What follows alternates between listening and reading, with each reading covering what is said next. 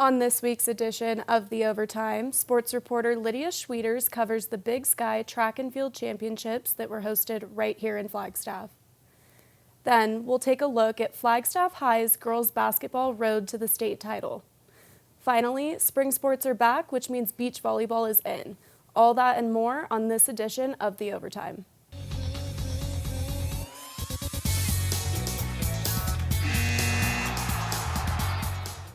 Hello and welcome to The Overtime, Northern Arizona's only sports show. I'm your host, Megan Triplett, and today I'm joined by sports reporter Lydia Schwieters. I'm so ready to be back. How are you today, Megan? I'm doing pretty good. That fresh snow that we recently got was great. You know, I wasn't a big fan of it. I was really looking forward to spring. Anyways, last week, NAU hosted the Big Sky Conference Track and Field Championship, which went for a 3-day stretch. It was a fully packed Sky Dome and seemed to be so much fun. Lydia, what was that atmosphere like? It was really exciting. It was just energy all around, and it was definitely so fun to see the teams cheer on their teammates. And, you know, the Sky Dome never fails to be so loud.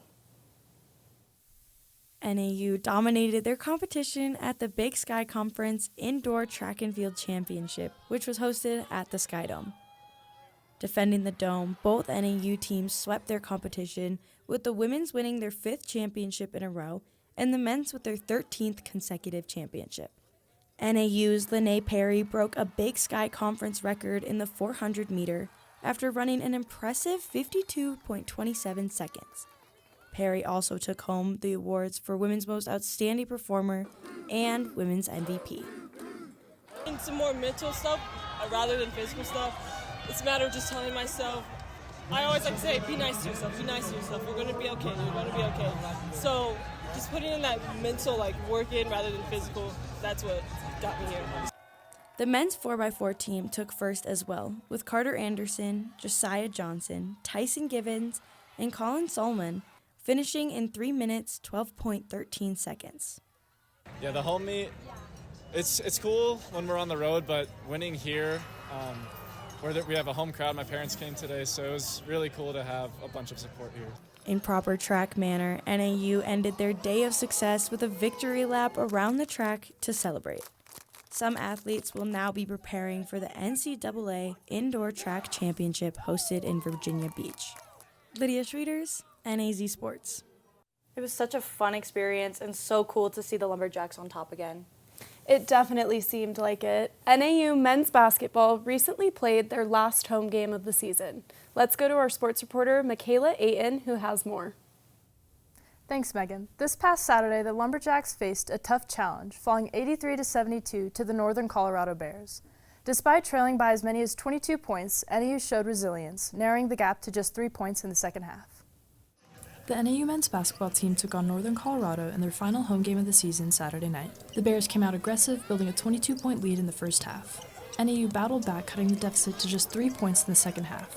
Despite the late push, the Lumberjacks fell 83-73. But beyond the final score, this night was about celebrating NAU's seniors.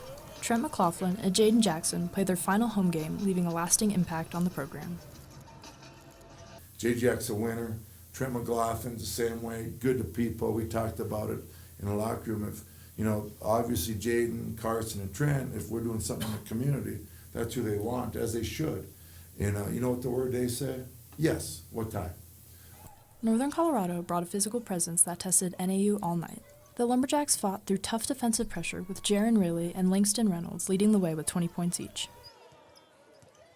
The physicality, that's something that we like. We're a good rebounding team, and they're probably a little bit more skilled than us right now, but they were tonight, at least. We just got to beat them one time to get to where we want to go. Jackson has been a crucial part of the Lumberjack lineup. Over his 80-game career at NAU, he's been consistent presence on both ends of the court, contributing in scoring, rebounds, and assists. This season, he's put up career-best numbers, averaging 12.3 points per game, showing his growth as a leader on the court. Honestly, coming out that summer with my mom and dad, looking up to see that great crowd out there, it just felt surreal. I mean, I came in my freshman year, and we were not really talked about on campus, and we were kind of just put to the side. So With the regular season now in the books, NAU turns its attention to the Big Sky tournament in Boise. The Lumberjacks will look to make some noise in conference play as they gear up for the first-round matchup later this week. The Lumberjacks bounced back Monday night with the win at Idaho State, closing out the regular season on a high note. Carson Tout's perfect shooting performance helped lead NAU to the 82-79 victory, setting the tone as they finished with a 17-14 regular season record and now head into tournament play. Later on tonight, we'll break down the Big Sky tournament bracket and what's next for NAU as they prepare for Boise. For now, back to you, Megan and Lydia. Thanks, Michaela. Now for high school. Flag High girls basketball is now in the 4A state semifinals after they beat Prescott on Saturday night. The Eagles won it all in 2023 under coach Tyrone Johnson and have emerged as a top contender for the 4A state title yet again, seeking their third state title in history.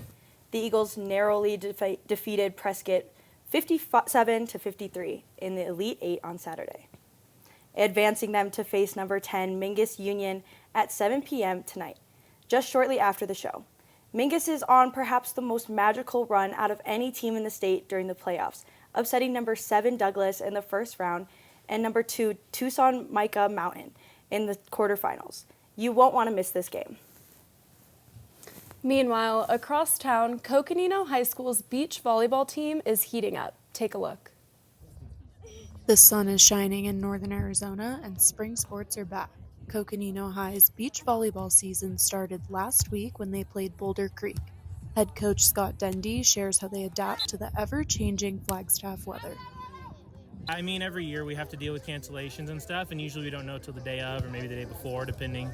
But yeah, we've learned to be very flexible up here with the winter and the spring being as crazy as it is. Dendy says there are key similarities between indoor and beach volleyball that players benefit from. In some ways it is the same sport, so like the serving, the passing, a lot of similarities, but in other ways it's a lot different. So being a good indoor player doesn't necessarily mean you're going to be a good beach player, but often beach players will get better at indoor from being out here in the sand just because we're asking so much more of them as far as passing, setting, hitting, everything, not just one specific skill. Facing teams like Boulder Creek early on helps to prepare the Panthers for the rest of their season, Dendy says. To beat a team that's a division above us is a really good experience for us, builds confidence, and honestly we start the season pretty slow sometimes because of that weather, so it's nice to be able to have a lot of sand experience, get some early season wins, because it kind of sets the trajectory for the season in the right direction. Megan Triplett, NAZ Today. It was great to be out in the warm Flagstaff weather after this cold winter we've had. Good luck to the team as their season progresses. We're going to take a break, but when we return, sports reporter Andrew DeCesare takes us along his Mars hike. Stay with us. Life doesn't always give you time to change the outcome. Prediabetes does. 1 in 3 adults has prediabetes, but with early diagnosis, prediabetes can be reversed. And you can change the outcome. Take the 1-minute prediabetes risk test today. Go to doihaveprediabetes.org. When it comes to making plans, you are the best. What about those barbecues you plan in detail for your family? Or your daughter's first costume party? It was out of this world. The same way you plan each detail for those moments, start planning to protect you and your loved ones from a natural disaster. Sign up for local weather and emergency alerts. Prepare an emergency kit and make a family communications plan. Protecting your family is the best plan you can make. Welcome back. We have a brand new Get Out There segment, and Andrew DeCesare is here to talk about it. Thanks, Lydia. I set out on one of the best trails in Flagstaff Urban Trail System, the Mars Trail. Whether you're a casual walker or an experienced hiker, this trail has something for everyone. Mars Trail is a 3.4-mile path that takes you from Thorpe Park through the Ponderosa Pine Forest, gaining over 400 feet in elevation along the way. It's a great spot to leave the city without leaving town. The trail starts with a bit of a climb. Some sections get as steep as 19%, but once you reach the top, it levels out, making for a more relaxed trek, and 95% of the trail is on the natural terrain, so you really get that true outdoor feel. At the west end of the trail, you can keep exploring by connecting to the network of forest roads leading to the Observatory Mesa. Perfect if you want to extend your hike and take in even more of Flagstaff's stunning views. I definitely recommend taking a break to enjoy the view because you can only really take in Flagstaff's stunning beauty at this trail. Whether you're here for a quick walk or an all-day adventure, Mars Hill Trail is a fantastic way to get outside and explore. Back to you guys on the desk. Thanks, Andrew. Now, I'm not much of a hiker myself, Lydia, but that one might just be enough to get me out there. I've been hiking a lot more recently, so I'll have to definitely check it out. After the break, we're breaking down NAU basketball's paths to a potential Big Sky Conference title. Meet the Scan, a simple procedure whose mission is to detect lung cancer early.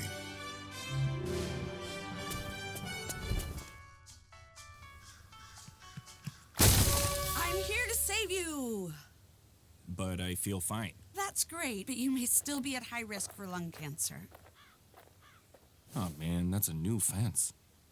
If you smoke, early detection could save your life. Learn more at savedbythescan.org. Well, Thomas, you've got prediabetes. But with more exercise and a change in diet, it can be reversed. I've tried exercising. It just makes me hungry for bacon. I love bacon, too. And who really likes to exercise? Not me. Me neither. Nobody. So we're good? What? Oh, you still have prediabetes. Big time. Welcome back to the Overtime. Let's take a look at the upcoming Big Sky men's basketball and women's tournament bracket. Noah Butler and Tony Braca join us in studio to break it down. Thank you, guys. The tournament begins in Boise, Idaho on March 8th, and it's going to be a really, really fun one. I think both NAU teams have a good shot to make the conference championship games. Tony? Well, the women definitely more so, coming in as a second seed. The men are just 2 years removed from kind of a miraculous run to the championship game as a 9th seed. They came up short against Montana State. But this year, on the men's side, it is anyone's game, and the men have as good a shot as anyone to make it. You look at the first matchup that NAU could have against Eastern Washington. This is a team they've beat twice already this season, once by 9 points and once by 20 points. Tony, that 20-point victory was really a huge step for this Lumberjack team that has kind of picked up momentum as the season has ended. Yeah, especially where it came. I believe it was their third to last game of the season. They've finished pretty strong. They've lost some games to some very good teams. But overall, to do anything first, you got to beat Eastern Washington. And the saying goes, it's hard to beat a team 3 times. And that's kind of the concern here with this Eastern Washington squad. Mason Cook has been very good against NAU in both of those games. They're going to need to shut him down if they want to get the opportunity to play against Montana. And, a lot of the men's side of the bracket is about shutting the best player down. NAU, that's been about getting Trent McLaughlin to score. And for a lot of these other teams, they've just been very staunch defensively, especially that number 1 seed, Northern Colorado. That's why they're there. The most dangerous team defensively in the conference is easily Portland State. It's probably NAU's worst matchup, and it isn't great for them that Portland State is on their side of the bracket. If they end up playing Portland State in the semifinals, I think that is an easy way to be going home early. If they do win a couple coin flips, because I think that Eastern Washington game could end up being a coin flip if they end up playing Idaho, and that ends up being a coin flip. They've beaten Idaho once already this season. They won in Idaho. They lost at home. I think that they really have a good opportunity. But Northern Colorado, I think, is another team that if they end up meeting them in the championship game, obviously they have to make it there first. That's going to be really, really tough. And that top side of the bracket also has the defending champion Montana State Bobcats up there. They're always a threat. And also Idaho State, who NAU barely beat in Pocatello last night. I think, this bracket it's very balanced, like we've been saying. But the women's side of the bracket, I think, has been something that's really, really just 2 or 3 teams can really win it all. Yeah. Most notably the 1 and 2 seeds, I think. For NAU, it's been a pretty incredible season. They won against a lot of really good teams in non-conference play. Colorado State being a really good game. They had a close game against U of A. Those are some really, really big matchups there. And they've been great in conference. The only team they've lost to is Montana State, who, if they end up meeting them in the championship game, it's going to be hard. Montana State's beaten them both times. Again, it's hard to beat a team 3 times, but the women really, really do have a good opportunity. They have the best center in the conference, the highest scoring point guard in the conference. They have an elite shooter in Leah Beatty. The Morans are always dangerous on both sides of the court. the women have as good an opportunity as any year to finally win that conference championship. I absolutely agree, Tony. You know, talking about that Arizona game, that was not a close game. Arizona now is a tournament team and could fight in the Big 12, but NAU beat them by 20-plus points. You know, this team is very deep. We've been covering them all season. They're a very deep team, and I think whoever they face off against is going to have a really hard time playing them. Obviously, there are some very good players scattered throughout the conference, you know, like Benta Versteeg out of Sacramento State. And she's the dangerous one. She is the new assist queen.